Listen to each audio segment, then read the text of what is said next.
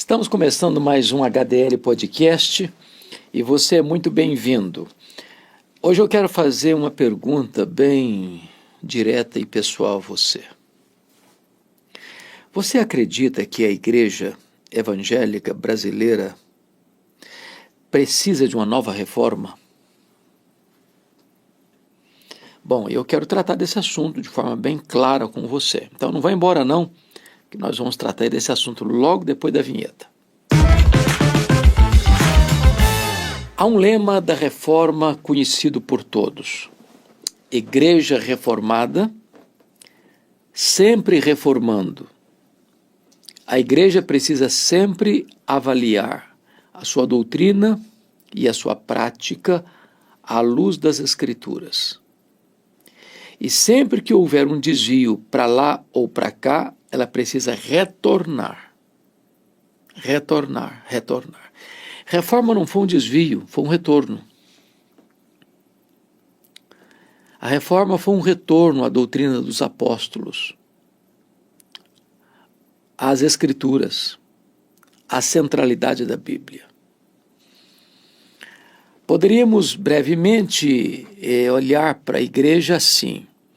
Nos 5 primeiros séculos do cristianismo, nós tivemos aquilo que nós chamamos do período dos pais da igreja, período da patrologia, período da patrística. Nesse período, o que mais ficou em efervescência foi a doutrina de Cristo. Talvez pela influência do pensamento grego, que negava a encarnação e a ressurreição de Cristo. Muito se debateu sobre a questão da divindade de Cristo, sobre a questão da humanidade de Cristo, sobre a questão da pessoa divina-humana de Cristo. E nós tivemos 3 grandes concílios na igreja para resolver essa questão doutrinária. Em 325, o primeiro concílio geral em Niceia, convocado pelo imperador Constantino, em virtude da pregação herética diário em Alexandria, afirmando que Jesus não era Deus, Deus de Deus, luz de luz, coigual, coeterno e consubstancial com o Pai. Então Atanásio triunfa sobre as teses heréticas de Ario e define a doutrina tão gloriosa, tão posta claramente nas Escrituras, que Jesus Cristo é verdadeiramente Deus, Deus de Deus, luz de luz, coigual, coeterno e consubstancial com o Pai. Mais tarde, em 381, é necessário um outro concílio, concílio de Constantinopla, para enfatizar a doutrina da perfeita humanidade de Cristo. Então nós temos uma pessoa e 2 naturezas distintas. Ele é perfeitamente Deus, mas ele é também perfeitamente homem. E só mais tarde, no Concílio de Calcedônia, em 451, é que fica definido com total clareza a doutrina da pessoa teantrópica, ou divino-humana de Cristo. Ele é Deus, ele é homem, numa única pessoa. De tal maneira que Jesus Cristo é Deus e homem, é homem em Deus. É a sua natureza divino-humana, a sua natureza divino-teantrópica, ele é Deus e homem. Não são 2 pessoas, é uma única pessoa com 2 naturezas distintas. Depois nós tivemos um período longo da igreja, que nós chamamos do 5º ao 15º século, são 1000 anos de história. Nesse período nós tivemos o que nós chamamos de Idade Média, ou a Escolástica, ou conhecido também como o período das trevas, ou a Idade das Trevas. Foi nesse tempo que a igreja tornou-se robusta politicamente, economicamente, mas entrou num declínio cada vez mais decrescente no que tange à sua fidelidade doutrinária e à sua pureza moral. A igreja foi se corrompendo. Muitos dogmas foram sendo inseridos, porque agora o cristianismo, até então perseguido, ganhou status de religião oficial do Estado. E agora os crentes já tinham seus bens confiscados, devolvidos, eles não precisavam mais se refugiar em catacumbas, em cavernas, agora o próprio Estado construía grandes templos, eles tinham prestígio, e então a porta de entrada da igreja ficou muito larga. Agora não era conversão, era conveniência. E as pessoas vieram para dentro da igreja, trazendo em sua bagagem muito do seu paganismo das religiões politeístas. Muitos dogmas, então, foram inseridos, introduzidos na dogmática cristã, sem qualquer amparo nas Escrituras. Por exemplo, o dogma de Maria, Mãe de Deus, mediadora, corredentora, imaculada, Rainha do Céu, o dogma do purgatório, da transubstanciação, da missa como sacrifício incruento, do confessionário, das relíquias, das imagens, da salvação pelas obras, da tradição como autoridade equiparada às Escrituras, mais tarde a infalibilidade papal, as indulgências e por aí vai. Então a igreja foi se corrompendo, foi se afastando da verdade, se distanciando da doutrina dos apóstolos. Então Deus começa a preparar o cenário para a reforma. Começa século XIV e XV, no norte da Itália, com a Renascença. O renascentismo foi um movimento cultural no norte da Itália, mexendo com a questão da ciência, com a questão política, com a questão das artes, com a questão da religião, e desta maneira a igreja foi sendo arejada no seu pensamento com a volta aos clássicos, né? Então, muitas ênfases foram dadas, por exemplo, na economia. Então, de certa forma, a Renascença tirou essas 5 áreas do poder, do controle da igreja. A economia com as viagens às Índias, a ciência com a descoberta de Nicolau Copérnico, as artes com as obras de Miguel Ângelo e Leonardo da Vinci, a política com a obra O Príncipe, que foi tão revolucionário no seu tempo, e a religião com a questão de Lutero, o monge agostiniano Martinho Lutero, que vai descobrir as Escrituras mormente, Romanos 1,17, o justo viverá pela fé. Deus levanta também, logo depois, um homem que vai ter uma invenção fundamental, 1450, que foi a invenção da imprensa por Johannes Gutenberg na Alemanha. Isso deu celeridade à mensagem reformada e deu amplitude a esse movimento. Mas Deus estava preparando também esta reforma, cerca de 100 anos antes da reforma, basicamente, ou até um pouco mais, aquilo que nós chamamos dos pré-reformadores.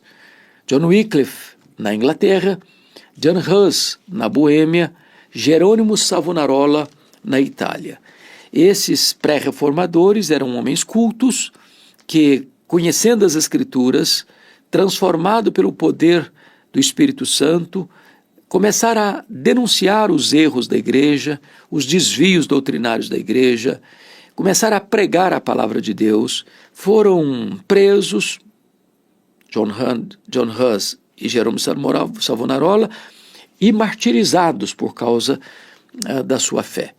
Porém, 100 anos depois, o monge agostiniano Martinho Lutero, ouvindo o embaixador do Papa Leão X, Johannes Tetzel, pregando a questão das indulgências na Alemanha, perdão de pecados, ele, então, já conhecendo as Escrituras, já tendo uma experiência com Deus, ele vai fixar nas portas da igreja de Wittenberg, no dia 31 de outubro de 1517, as 95 teses contra as indulgências. Estava deflagrado aí o movimento da reforma. Mas Lutero não queria sair da igreja, não queria romper com a igreja, queria reformar a igreja. Porém, em 1521, ele é convocado à Dieta de Worms, onde estava lá o grande imperador, o Carlos V, estavam lá as autoridades eclesiásticas, e ele não foi chamado para discutir, ele foi chamado para se retratar. Suas obras estavam sobre a mesa, aquela grande assembleia reunida, e ele é convidado a, então, se retratar do que estava pregando e escrevendo. E ele, então, responde: a não ser que vocês me convençam pelas Escrituras que eu estou errado, eu não posso me retratar.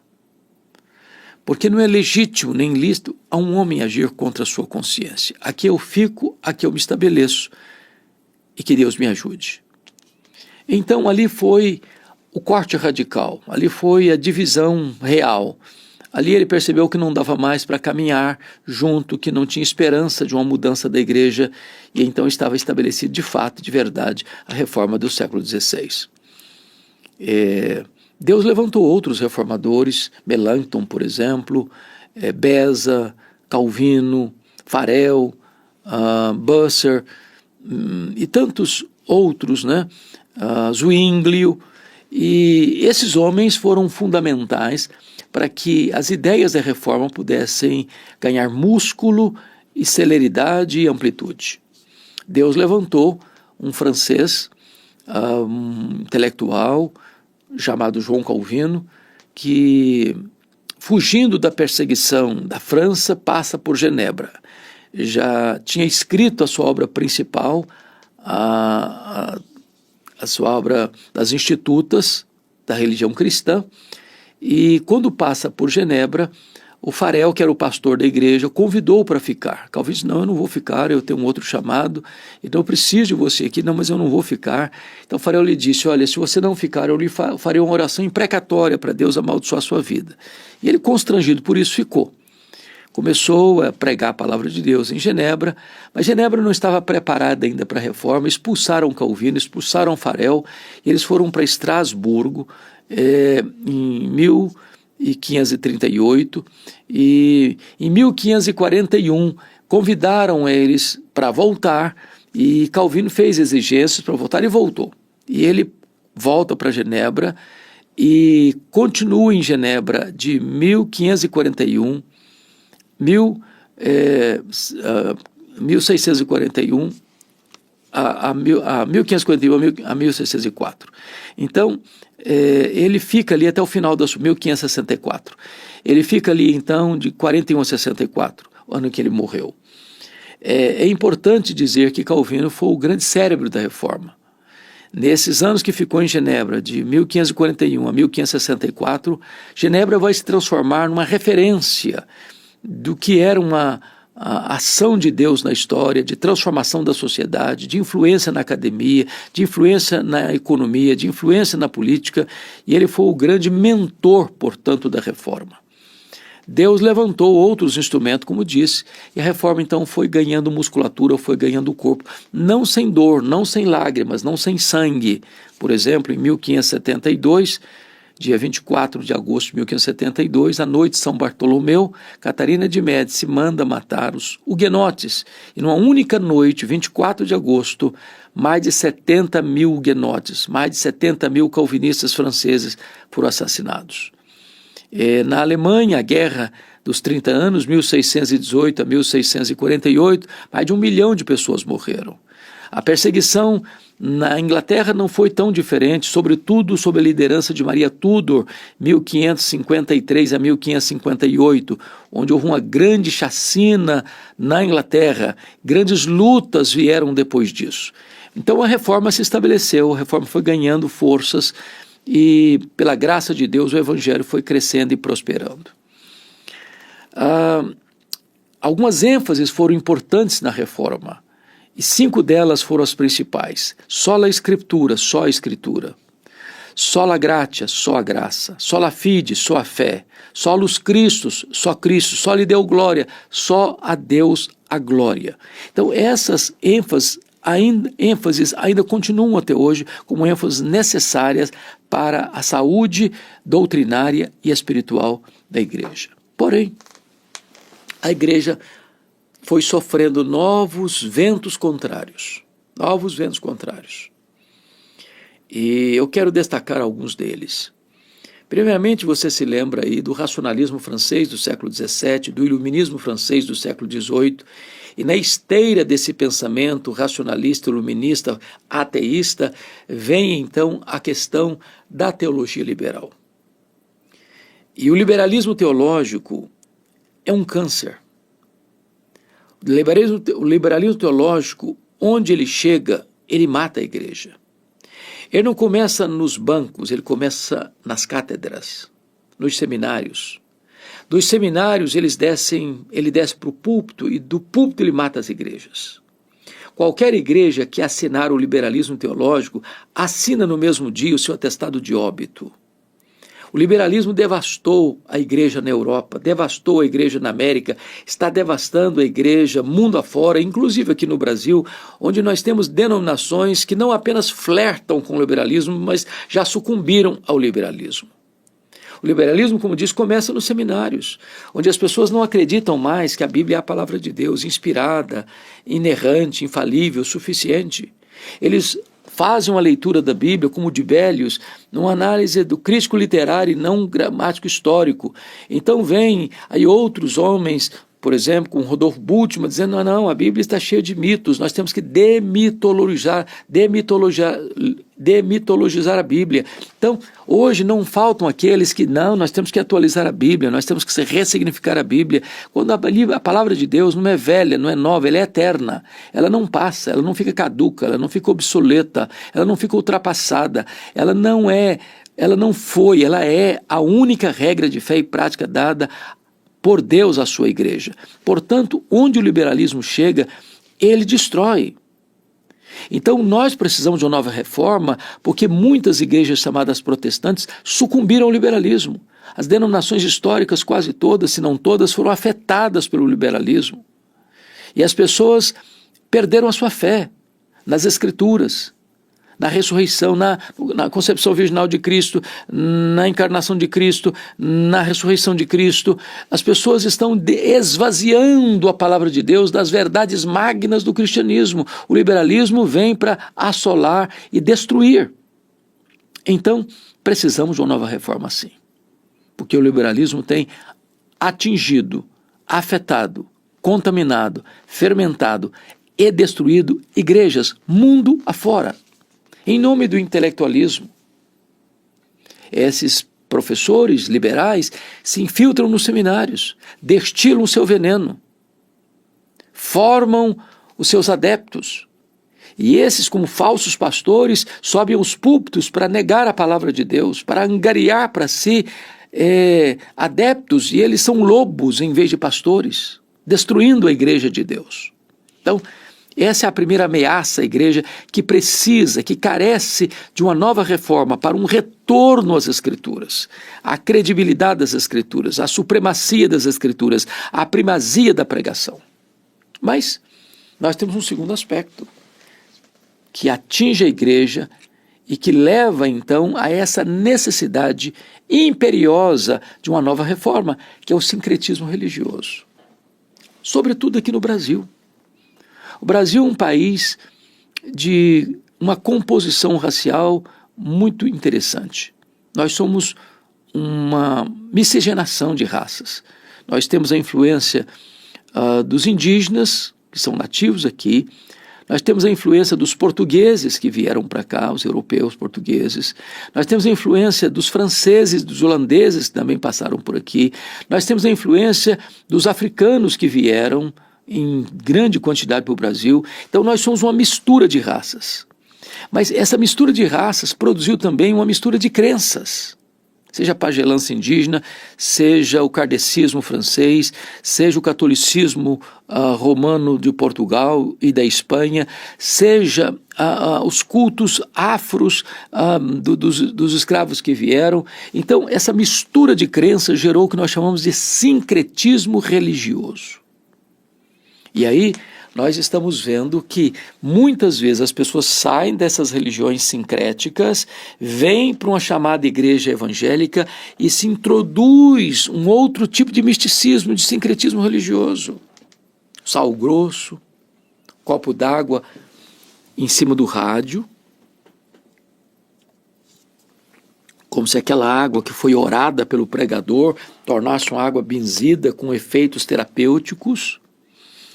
Óleo de Israel, como se tivesse alguma coisa mística nisso.